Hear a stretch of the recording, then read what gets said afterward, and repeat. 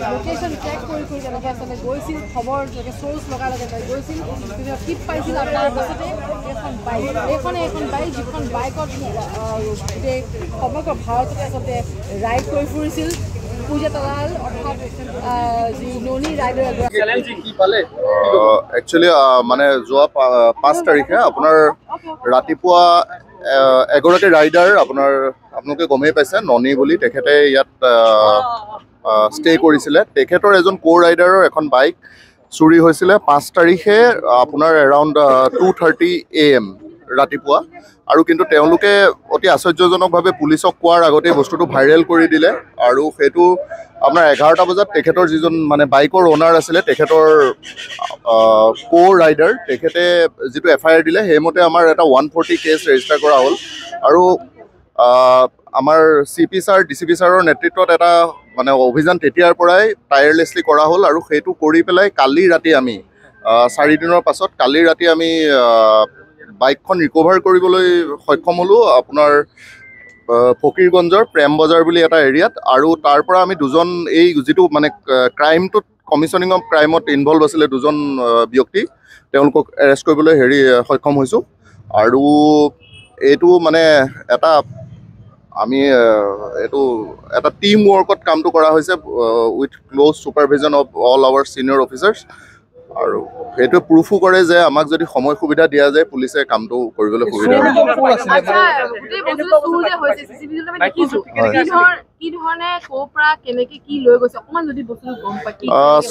সকলোতো part of investigation হয় মই সকলো ডিছক্ল'জ নকৰিম কিন্তু তেওঁলোকে বাইকখন ৰিচিভ কৰিছে আৰু তেওঁলোক মানে পাৰ্ট অফ দ্য গেং হয় আৰু তেওঁলোকে এইটো বাইকখন ইয়াৰ পৰা চুৰ কৰি এখন ৰাজ্য বা ৰাষ্ট্ৰলৈ পঠিয়াবৰ বাবে যোজা কৰিছিলে তেনেকুৱাতে আমাৰ মানে ইণ্টেলিজেঞ্চ লগোৱা হৈছিলে ইমান দিন কৰি পেলাই ডিটেক্ট কৰা হৈছে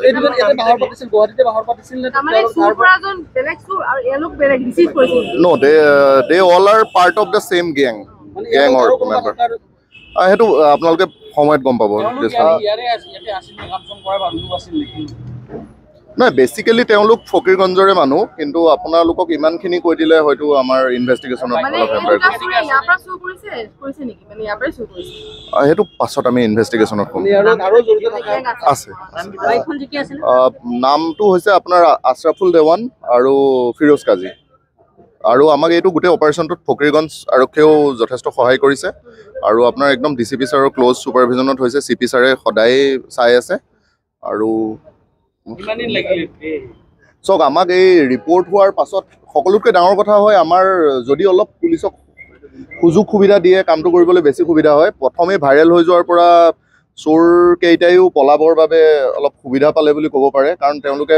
ভাইৰেল কৰি দিলে প্ৰথমে ভিডিঅ'টো আৰু সেইটো কাৰণে এভিডেন্স টেম্পাৰিং টাইপো হৈ যায় গতিকে সকলোকে আমি অনুৰোধ কৰিম যে পুলিচৰ প্ৰতি বিশ্বাস ৰাখক আমিতো এতিয়ালৈকে সফলো হৈছোঁ ইষ্ট গুৱাহাটী পুলিচ ডিষ্ট্ৰিক্টত আপোনালোকে দেখিব পাৰে লাষ্ট 1 মান্থত যথেষ্ট ভাল বাইক ৰিকভাৰী হৈছে সকলো চুৰি হৈছে গতিকে সেইটো সময় সুবিধা দিলে হৈ যায় কিন্তু 4 দিনত মই ভাবোঁ যে এইটো যথেষ্ট ভাল ৰিকভাৰী ক্ষতিটো তেনেকৈ দেখা নাই ষ্টিকাৰ অলপ আছিলে ষ্টিকাৰখিনি আঁতৰাইছে বাকী লুকাইটো সেইটো ৰাখিবই আৰু বাকী সিহঁতকেইটাক ঘৰৰ পৰাই ধৰা হৈছে বাইকখন ইমান দিন ঘৰতে আছিলে কিন্তু যেতিয়া আপোনাৰ এজনক ধৰি দিয়া হ'ল তেতিয়া তেওঁ ডিছপ্লেচ কৰিব বিচাৰিছিলে এটাৰ জেগাত তেতিয়া ৰাস্তাৰ পৰাই ফকীৰগঞ্জ আৰক্ষীৰ সহযোগত ধৰা হৈছে সকলোৱে আজি তাৰিখত অসম আৰক্ষীক ধন্যবাদ জনাইছে